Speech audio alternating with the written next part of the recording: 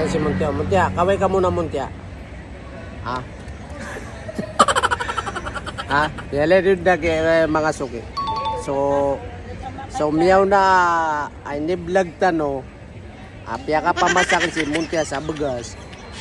Na ay kwabalin ka na lagi do pater sa Pilipinas. Na ayarga yan siya sa Vietnam na 20,000. Oh. Ibig sabihin na miyak kalala si Erga. Muntia magkano yung bili mo nung kanina tatlo? Kasi ito 20,000 kada isa niyan, 20,000. And 20,000 na 20,000. 20,000, 40,000. Oh, plus 20,000. Edi 60,000 lahat yan.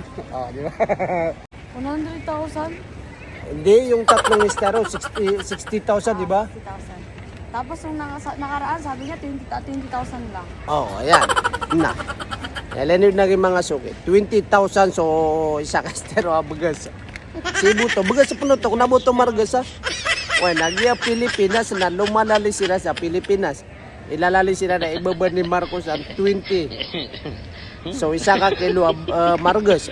Nasinak na ba? Aya ka na si Yargo margas na 20,000. So isa ka esterwa na ibigalaw pater. Nabi po ni reklamo taga Pilipinas. Samantala sina si esterwa bagas lagi ibigalaw pater. Saan sa nakatanong sa Quiapo? Saan sa Manila? Na 20,000. Na. Pamana natin din sila siya reklamo na sa katano din reklamo taga Pilipinas.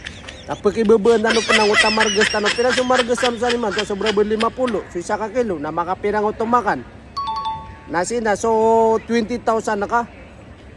Bagas na ba margas ka bagas na 20,000. Na. Makareklamo doon taga Pilipinas. Di ba Muntia? Malalagay rin sa'yo. 20,000 siya. So isa ka estero pater. Yung pater din, 10 lang, tapos dito 20,000. Oh, yalan.